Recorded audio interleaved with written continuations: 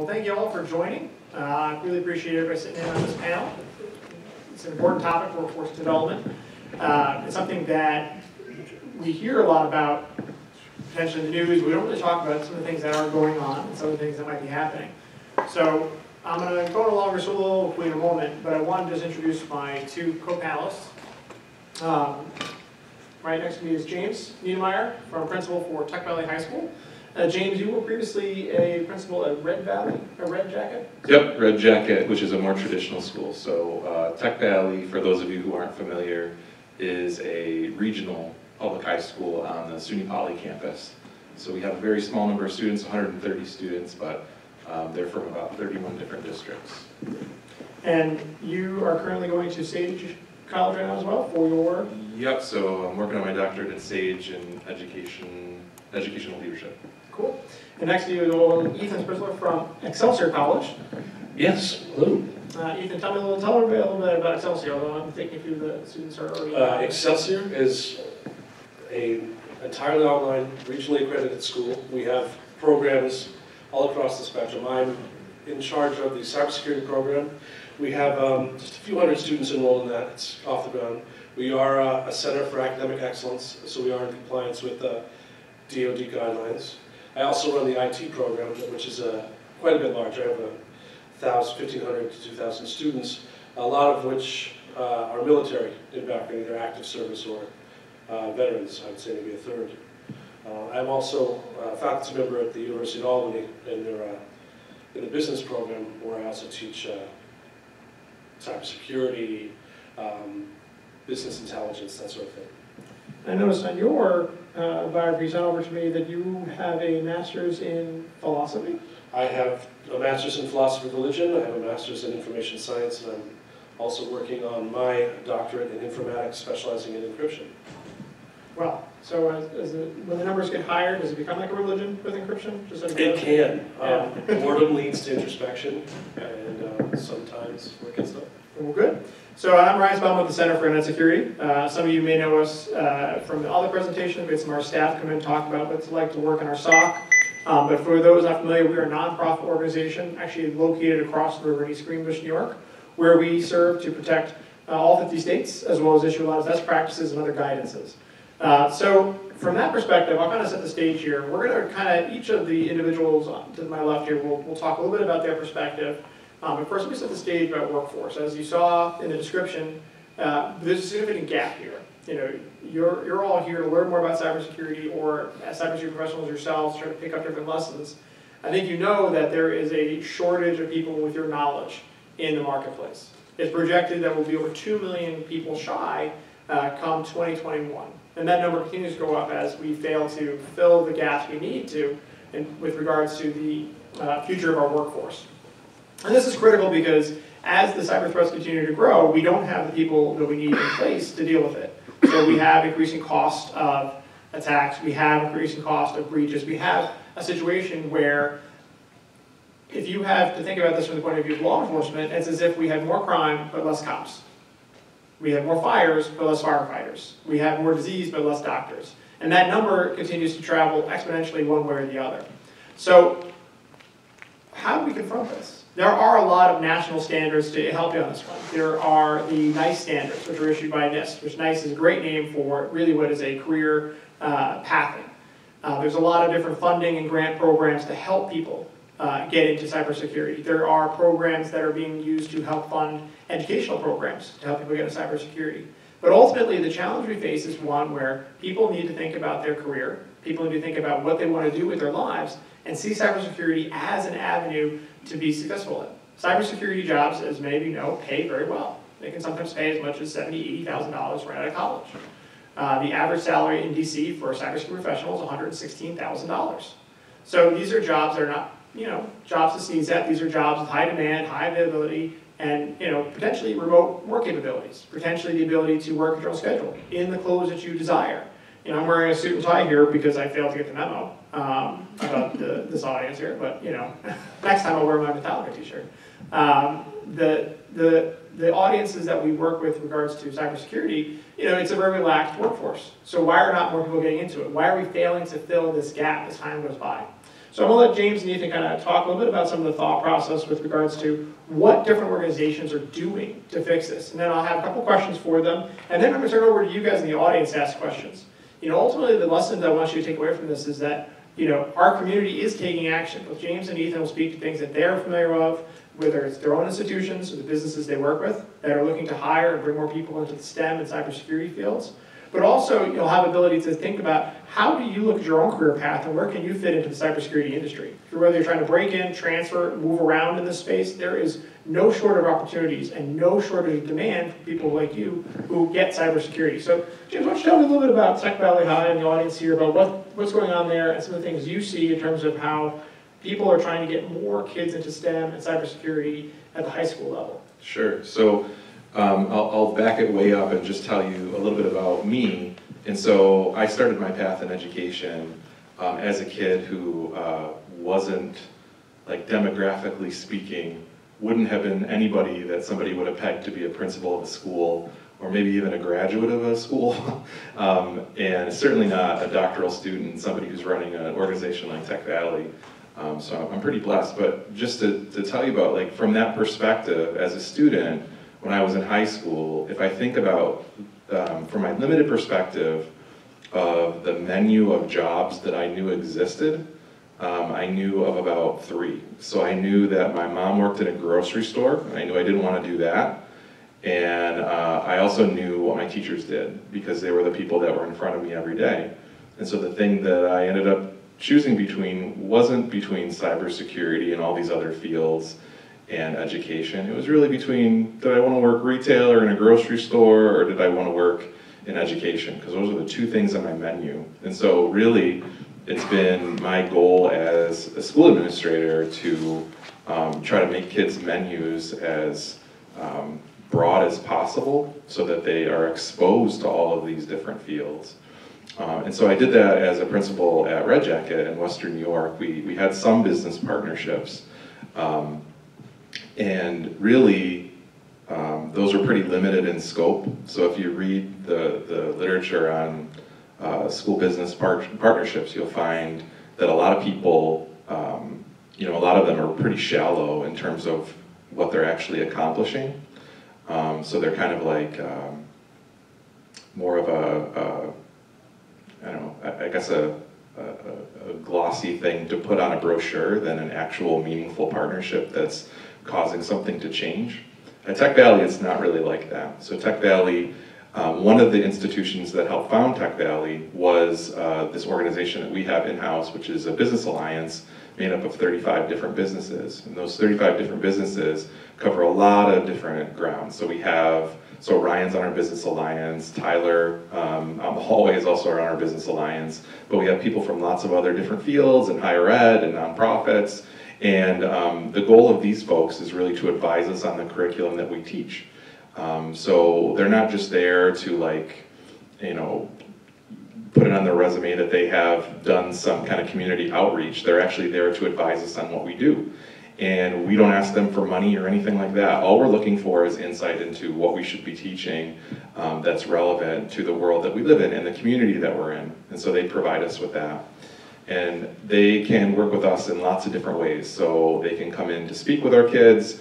We also run an experiential learning program where kids can go out and do internships during junior and senior year. They can go out as small groups junior year, and senior year they go out and do individual internships.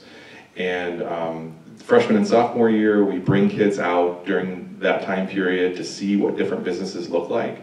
And the goal isn't really for them to find the thing that they're going to be doing for the rest of their life, but really just to broaden their menu and maybe to check some things off that they don't want to do. So for example, I would guess that not a lot of kids would understand what Ryan was talking about in terms of, what do you mean, like, I can work from home? What does that look like if they don't have a parent that does it? And so opening your doors, the doors of your organizations, to show kids what it might be like to work there, and having your folks come out to schools to talk to them about what it is would really help a lot in terms of getting people to consider this as a viable career. And also, not just looking for college kids with credentials and lots of background to do internships in your school, but to think about maybe high school kids with some advanced computer skills. And also to kind of expand beyond what you might be looking for in traditional job applicants, to look at like, what are those skills and qualities that you want people to have besides just the credentials that you want them to have earned. So those critical thinking skills, those other things, and working with schools to help develop projects to instill those traits in the kids at the schools. Like you gotta actually be a person who's willing to go into the schools and be of assistance in helping to guide program. So I think if people are willing to put in the time, they can fix this, but it's nothing that you can do by just saying that you belong to an organization and checking a box. And it's not anything that you can solve either by putting up a website with a bunch of tools on it that say, how best to develop the workforce. You actually have to go and make relationships.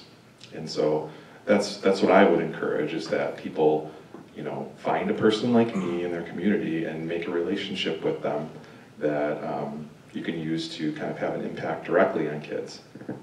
That's very good, James. And before I pass it to Ethan, I just want to say that the students at Tech Valley are really quite amazing. I went to their science fair, effectively the science fair. Kind of like that. Yeah, back in April.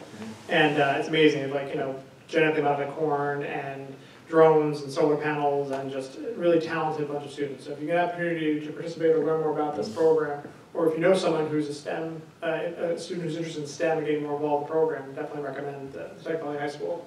And again, full disclosure, I am on their advisory committee, but it's a great program.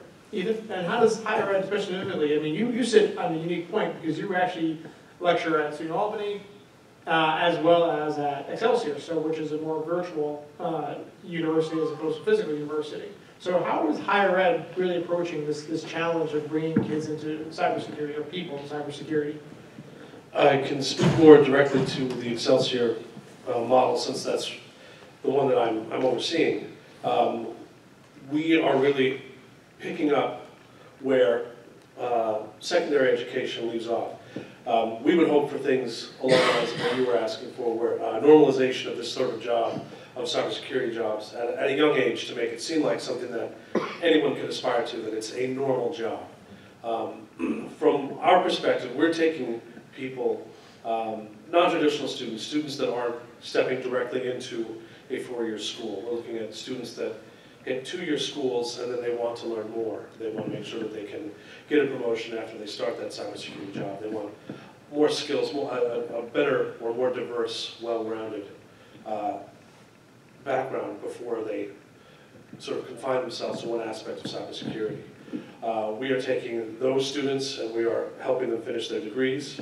We are also looking and work heavily with military, the armed services. Again, we have many active service members in the Navy, in the Air Force, the Army. All three of those branches have students that come to us while they are serving, and when they are on shore duty, they come to us. Or we do occasionally work with people that are serving in tours on submarines, where we preload them with lessons ahead of time and they are able to complete them as they can while they are submerged, and when they are able to surface again, they then submit their work for us. So we are helping them prepare for either advancement in the military, or when they leave the military, we're looking to make sure that they're prepared to enter the workforce. I suppose the larger question is, what are we doing to get more? Yeah, in terms of just how are we helping get more students interested in getting into this career field? I think that part is something of a more complicated question. The more people see security breaches, once we look back and we see the target as being an early breach that really caught a lot of people's attention. Finding out, for instance, that they had pre-warning of essentially an inevitable breach.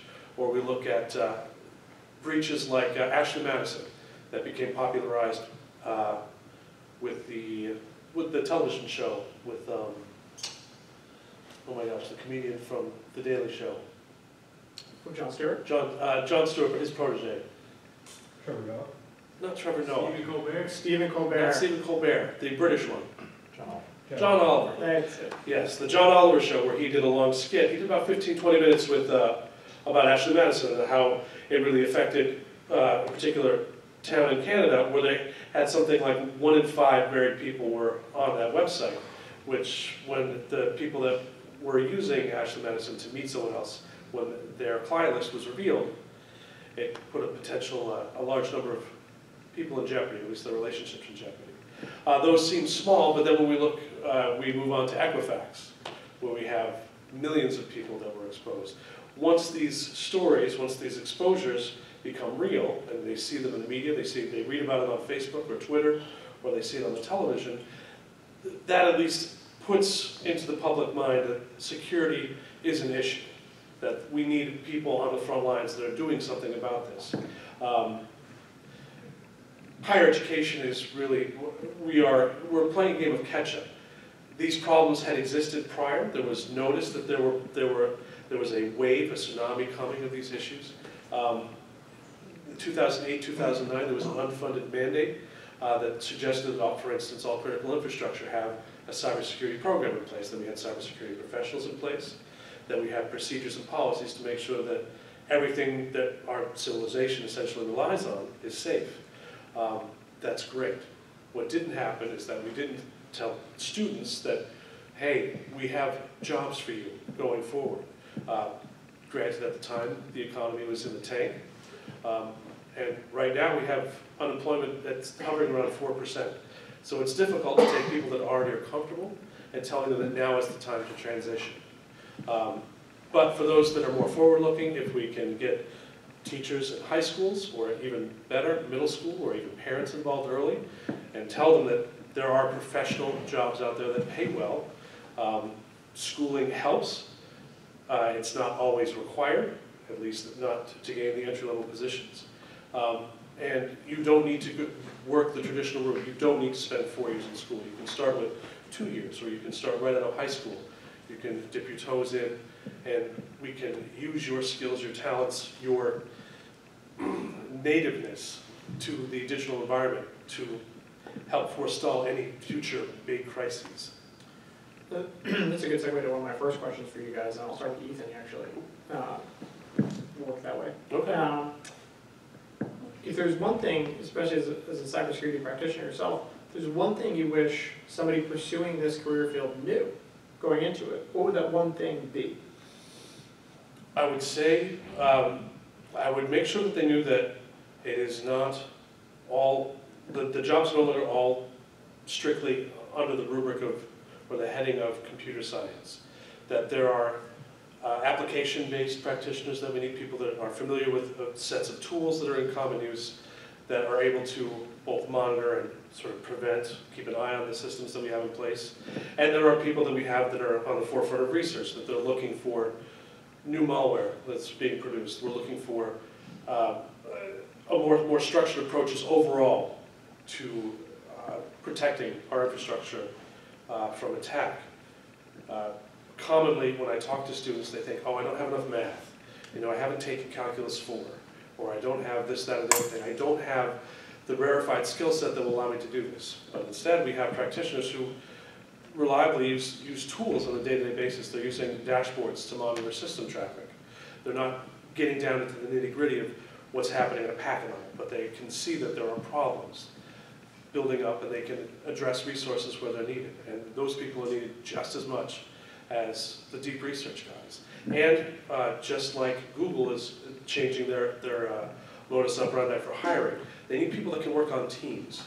It's not about one person sitting alone in a dark ops room banging away at a keyboard. It's about people that are being able to pass the torch to another shift, or to work in a group to try to plug one avenue instead of just relying on one mind and one perspective.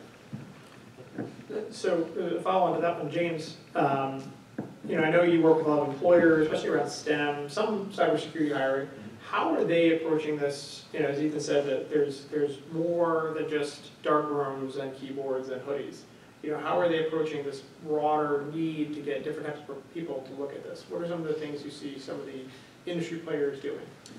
Well, so I think one of the more, a couple of examples come to mind. So the first example was an example I heard from one of our business partners who works at IBM, who said that now they are like specifically targeting people who have gaming degrees. There's a lot of kids who want to go into video game design. That might surprise you. But to kind of target those folks who have these skills and also critical thinking skills and the other things that people might need in this industry, and to kind of draw like what is like an abundance of people who have those degrees, those credentials over into cybersecurity. And the other one that I've seen that's I think pretty interesting is we have another person on our business alliance from Albany Can Code, and Albany Can Code is a really interesting organization that is seeking to educate multiple generations at the same time. So when they do events in the evening for kids, they also invite parents along with them, parents who might be underemployed or employed in different fields that aren't maybe careers that they want to stay in forever. So I think that those are both really interesting approaches to getting more people involved in this field. That's a good segue to the next question to Ethan there, because you have a philosophy of religion background, and I'm assuming that there are other things in your background that drew you to security, but what are some of the things that help people from different backgrounds get into cybersecurity? Say you didn't go to college for computer science, or say you didn't go to college. How can you get into cybersecurity as a professional level? I think it would depend on my target audience. If I was targeting people in high school, kids at that age they're still modeling their behavior, so they need to be exposed to it. They need to know that there are job pathways, that there are people that are willing to take the time to show them not only that these jobs are out there, but these are things that you can do at home to prepare yourself for that sort of work. If I were approaching an older student, I would say, we have to assess everything in your background. Do you have problem-solving skills? Not, do you know Cal 4? Are you familiar with the latest release of Kali? Do you know these tools? No. Can you solve problems? Can you think systemically? Can you think logically? Can you follow something from the beginning to end? I would even go so far as to say, do you watch cop shows? Anything that gets people thinking, there's an adversarial approach out there, people are trying to get into something, what can I do to follow what they're doing, and what, if I were on the other side of that, how would I then prevent that from happening? And that's how.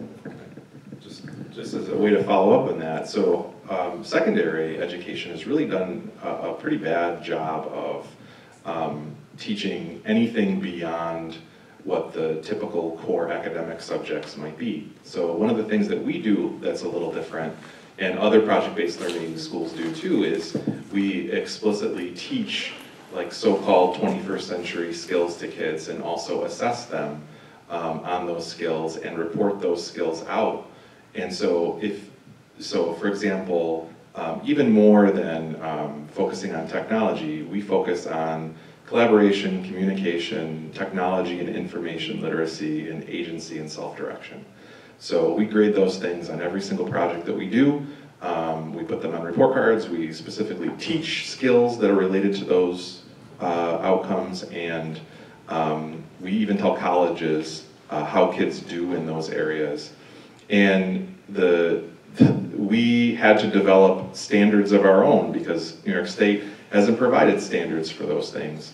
And so if more schools were convinced that it's not enough to just teach the traditional subjects, and that, schools have all bought into this idea that every teacher is a teacher of reading. Schools also need to buy into the idea that every teacher needs to be a teacher of information literacy, of critical thinking, and standards need to be developed for those things too. And we need to start assessing that in our schools so that students have the kinds of skills that are going to help them when they need to go into the field and they're being interviewed by a cyber professional. Everybody needs those things no matter which field they're going into. So a question for you, James, because you're holding the mic. So employers are sitting there trying to figure out how to fill this gap. They're trying to find that needle in the haystack that they're looking for to, do different things in their cybersecurity infrastructure. What should they be thinking about before they start writing the job description?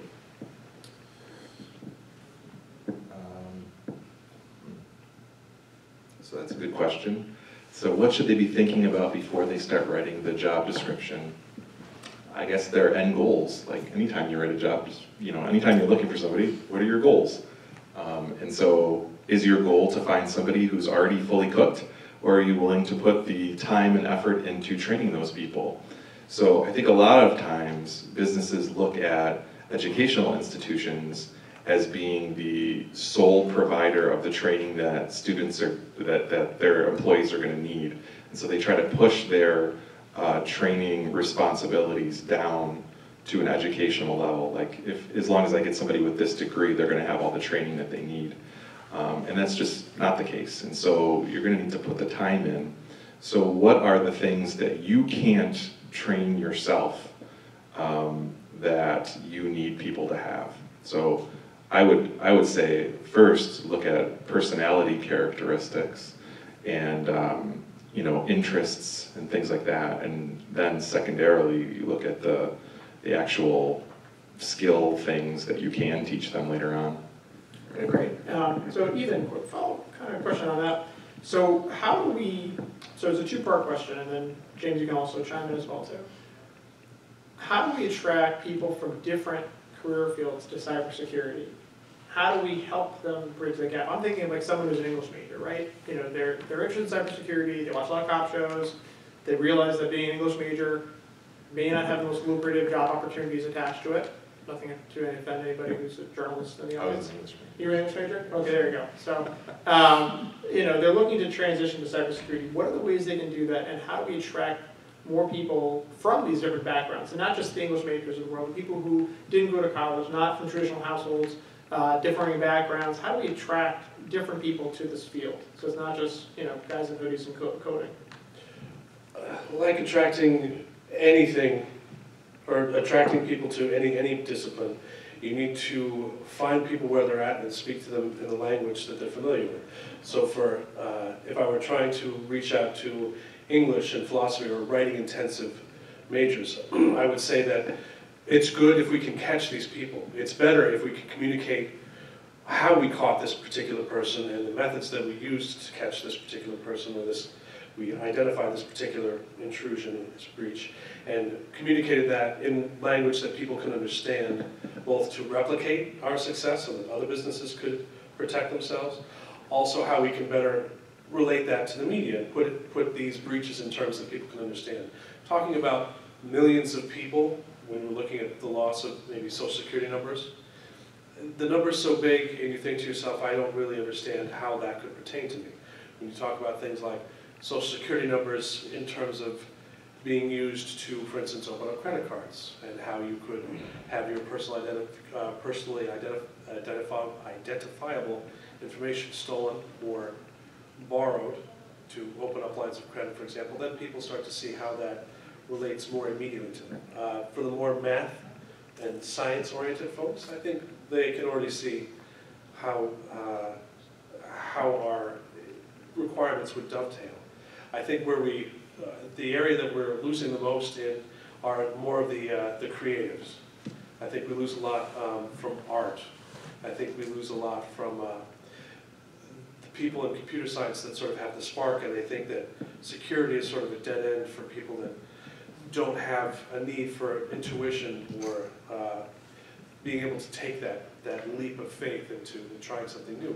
When in fact, those are the exact people I would say that we need the most, especially in the research end.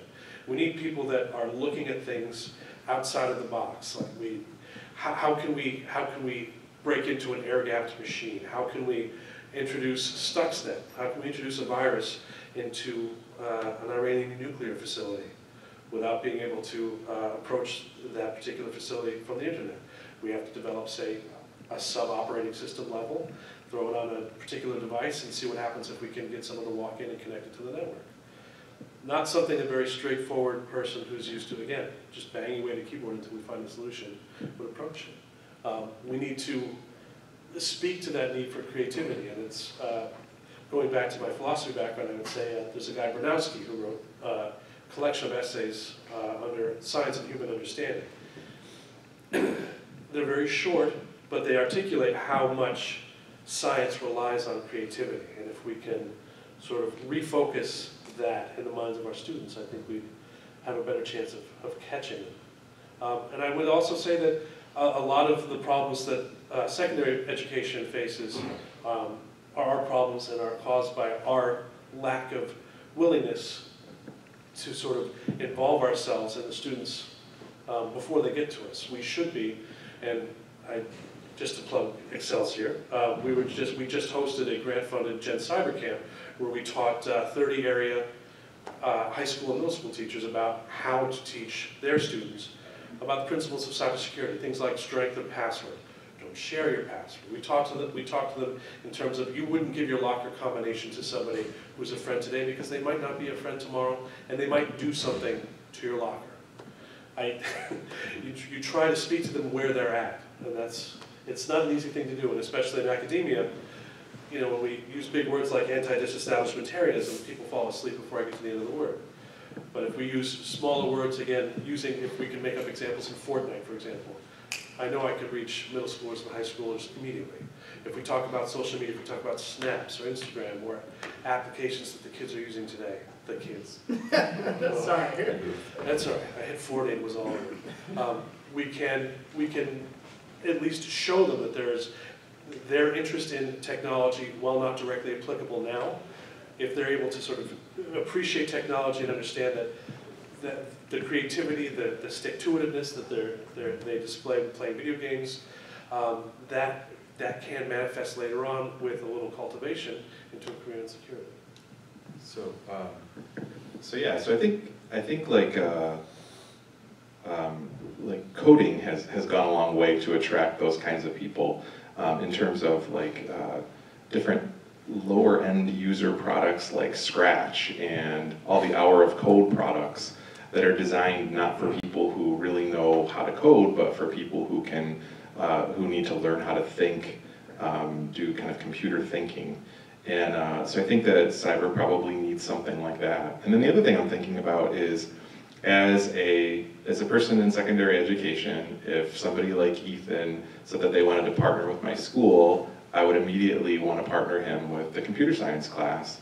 But like knowing what he just said, it's actually a great idea to partner him with a non-traditional pathway, to partner him with an art class or some other kind of class.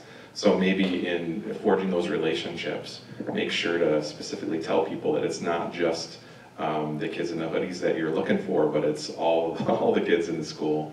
Because the kids in the hoodies tend to be pretty like exclusionary. They tend to want to be like an isolated club and not let other people into their club. And so letting other people know that they're welcome too, I think is a good idea.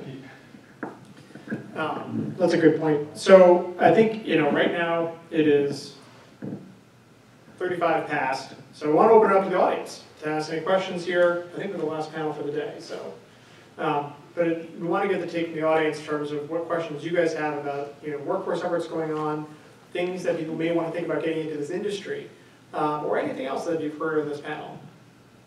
Yes, in the back. I'm sorry if I missed it. Do you have an idea of what research speaks most to the scale of the gap right now and what it's looking like in the future, and how we're projected to sort of solve that, and how much that's going to cost, that kind of thing? Sure, I can speak to that. So the question was, what's the research look like in terms of the gap? What does it look like in terms of solving it? What are the things that are out there right now, and what does the research tell us in terms of the direction? Direction is not good, so that's what the research is telling us. Now, anytime you have an extrapolation from today's numbers, you're going to get weird things, right? So, hey, if we keep going down a certain path, well, if my hand keeps going like this, eventually I'm going to hit the moon. No, my hand's not eventually going to hit the moon. I'm just going to keep going as far as my arm goes, because the market forces will eventually kick in and start providing different solutions. But right now, we are on track to be 2 million jobs shy by 2021. It's a situation. That's here in the U.S. In the U.S., that is worldwide. In the U.S. right now, we're 720,000 jobs shy of where we need to be as current projections. for 2020. Whose data is that? That's from NIST. Okay. NIST, you can, so for those who want to learn more about the current job shortage in their area, there's actually a great website called Cyberseek. Cyberseek operates with a couple different parties. NIST points to it.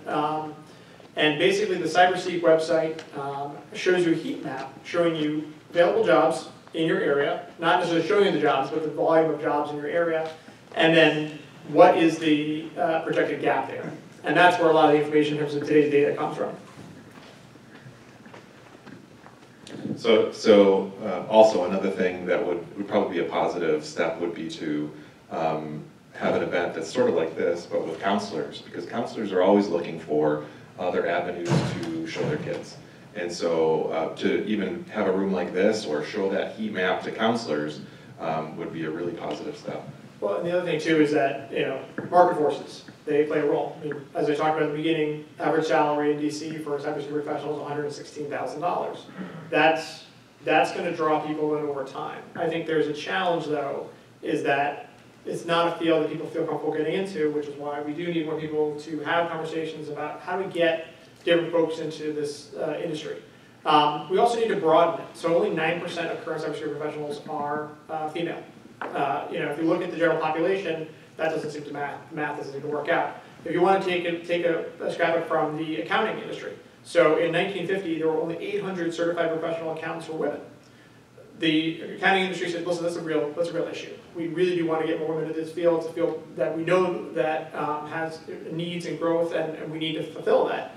And they did a large amount of effort to try to attract more women to consider this as a career path.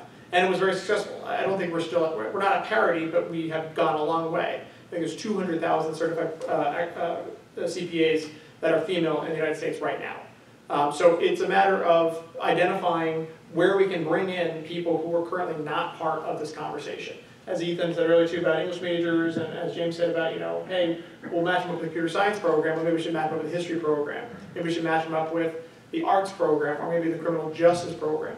So as we broaden that view of who can be participating, it's going to open up new doors. The last thing I'll leave you guys with too is on this topic, although we're happy to entertain more questions, is that one of the fastest growing female-led C-suite titles is the Chief Privacy Officer. Because this is an area that is touching on cybersecurity, that's touching on IT, but also has its roots in legislation, law, policy. And people are gravitating towards that. So there are ways that we can reach out to different audiences and say, hey, listen, this is you're doing one thing, and say privacy. There are alignments of privacy with cybersecurity. Perhaps you're really interested in a career change, and that might draw other folks in as well. Just wanted to give a plug too for career and technical education high schools. So career and technical education, or VoPros or vocational high schools, have really come a long way in the last couple of decades. And so I know that Capital Region BOCES is currently doing a lot to try to develop programming that meets this need specifically. But meeting with local BOCES and other organizations to talk to them about the need, like they're designed so that they can address workforce needs. So they do that all the time, and when markets go up and down, they change their programs. And so you'd be really surprised at the programs that you'd find in a vocational high school right now. So it's not just like carpentry and electrical trades anymore. Cisco, it's all kinds of stuff. Yeah. Cisco, all that kind of stuff. Other questions from the audience? Yes, sir. Yeah, sure. So how realistic do you think it is that we'll see state or federal support for, let's say, K through 12, more grassroots effort to grow interest or work curriculum in cybersecurity? So I'm going to repeat the question just because we're recording, they won't pick it up. So how realistic is it that we'll see federal funding for K through 12 education efforts on cybersecurity? I can speak directly to that. The Gen Cyber program initiated through a joint effort by the NSF and the DoD, in addition to NSA support, is setting up a number of grants.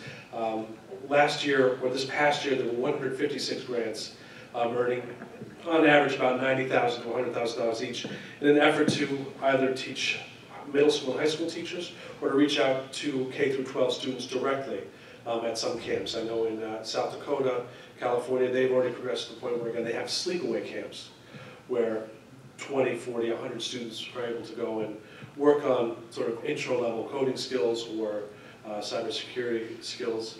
Those efforts are already underway. And through NIST, we're also looking at the CIA triad about confidentiality and accessibility and integrity as sort of being the 3 pillars. They also have identified sort of 10 guidelines that we want to teach students about departmentalization and modularization and how all these concepts are important. It really is a sort of a top-down effort to try to codify these things first before we just tell everyone, go ahead and preach the gospel of cybersecurity, but everyone's speaking in a different language. No 2 of these sort of cybersecurity cults meet or speak to the same principles. So they are trying to do that first and then push the way. Also, this is really, this came on fast. Like it really, there were hints that cybersecurity was going to be important in the late 90s, 2000, but even the most prescient people didn't see the need for as many of these professionals until we got to sort of the post 9/11 era, working on towards 2007, 2008. So we're playing a game of catch up right now. Other people that were out there, they were popularized in the media. I mean, I'm sorry ahead of time for those of you that have seen the movie Hackers, but movies like that or war games really sort of popularized the idea that security was so lax, it was sort of an afterthought to these systems that if you had a password, you were safe, or if you had that backdoors existed into systems because coders are lazy. I can attest to that. We are. We didn't take that sort of popular influence and parlay that into something useful, and right now we're getting to that. And I'm remiss if I didn't talk about how CIS does sponsor some stuff like this as well too. We run the Cyber Challenge, which is a challenge where people get asked questions on cybersecurity, and that rolls up to camps that are occurring across the country as well too. And then there's even job fairs and other things associated with it. And we have our own, researchers out there too that we help provide and obviously participate with James's university or high school, as well as working with a lot of other universities like SUNY Albany, some other universities to help broaden it. So, and we are partially federally funded to do these things. Question, you there, ma'am? There are seemingly dozens of those code camps that take people at any age from totally inexperienced to job ready within 6 months. But that mostly addresses like just web app development for the most part. Why aren't we seeing equivalent growth in like cybersecurity boot camps? So the question for the reporting is that there are a lot of these coding camps that teach people how to build applications, but there's not as much of the camps for cybersecurity, like how do you pen test and break things down. Ethan and James, I get your take on that one, but I think it's interesting. Was it Black Hat? It was DEF CON. I forget which one of them. They had kids come through and try to take down election-based websites. So I think that you're starting to see, and Tyler, who's organizing this event, to his credit, has invited a lot of high school kids. He made it very open to people to come out to this conference. I think you're starting to see people do more of that, but you're right. There is not enough. We have a few camps ourselves, CS runs. There's a few other programs that are like that. There is some other initiatives that are coming down the pike that are going to be broader. A couple states are sponsoring some larger camps and other programs. But you're right, we're kind of, as you said, we're playing catch up on the cybersecurity issue. I think STEM has been a long time focus for where we need to put people in, and coding is a really good example of STEM. If you understand how to do coding, you can really translate to a lot of different things within that STEM sector. Cybersecurity is a little bit more of a specialized discipline to some extent. And so therefore I think there's not as much emphasis on it, but that's changing. I would also say that it's sort of a pedagogical issue. Teaching programming, you're coming, at least in the very beginning, you're coming from, here's an outcome we're trying to reach. These are the steps that you take and the language that you use to describe and achieve that outcome. In cybersecurity, there is some level of background knowledge that you need in order to make this work. You don't need to know how to program, but if I say, okay, stop, show me how you brush your teeth. Your algorithm is brushing your teeth. Show me how you would stop somebody brushing your teeth from another room using some sort of device or other methods. You would need to be able to, for instance, look at a network, understand how networking works, or how wireless communication works, or how operating systems work, in general, not specific, but broad strokes, how these things happen. And then you're sort of scaffolding that information, whereas again, programming, much easier design-wise. You're starting with a concept and executing from start to finish how that happens. So we're making steps in that direction. There's a lot of very smart people working on it, but again, we can't just sit somebody down and say, okay, here's cybersecurity writ large. Here are tools that we use to monitor network traffic. Here's what network traffic is. Here's what a network does. Here's what's going over a network, and here's how we basically have to work backwards to come up with a lesson plan, and then cram all that in to get to the interesting, cool stuff. I would say that's part of the problem, if that helps. But the effort is in place to try to do that. And we can start, kids from a very young age are able to do this. We saw this back in early 2000 with Raspberry Pis.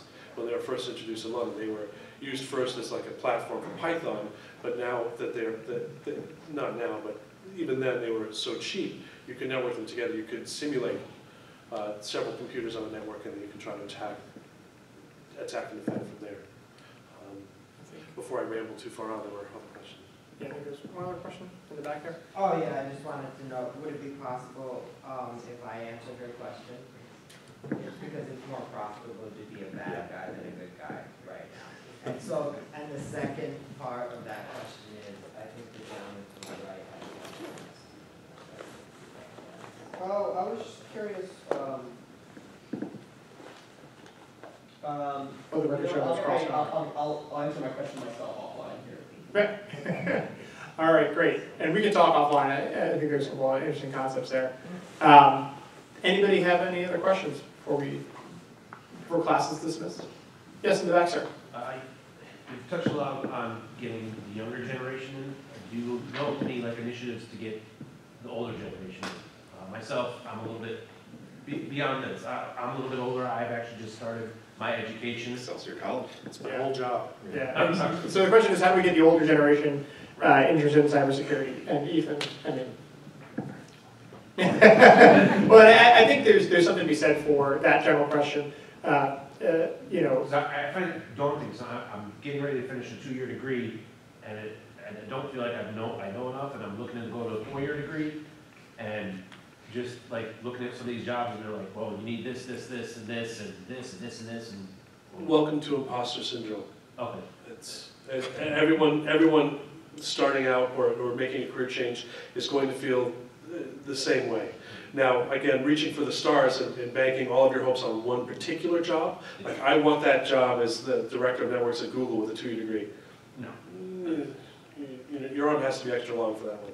But you can reach for something more local, or you can say, I'm at a particular place, I need maybe a little bit more, and then you can also either continue on to a 4-year degree or look at certificates to supplement, like a CISP or something like that. And to support the certificates thing. So there's different types of certificates. There's CISP, there's CompTIA.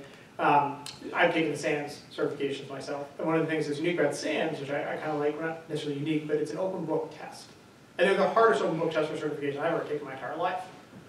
But the reason why it's open book is that in the real world, you can go find answers. You know what I mean? It's not like you're sitting in by yourself and you can't go to Google. You can find answers. So the challenge of feeling like, how do I get started on this? Where do I go? You know, just doing what you're doing, which is for those on the record, you know, it's done to your college stint to try to get into the space. You're going to be in a position to start looking at these jobs and feeling more comfortable about it. And I think for most folks who are doing career changes, getting into it will put you in a position to talk about it. I mean, thankfully for many of us, or for many people in this field, there's no shortage of opportunities. So if you're just starting out, you should be able to find something that you can get your teeth into to start moving on to the next point. And then eventually you will be the director of security for Google. And even bad guys are looking for help. They still are online. The Dread Pirate Roberts, if you look at how he was discovered, he used his, basically a publicly known name on a help site. He had subsequently changed it, but not before he was identified and pinched by the FBI.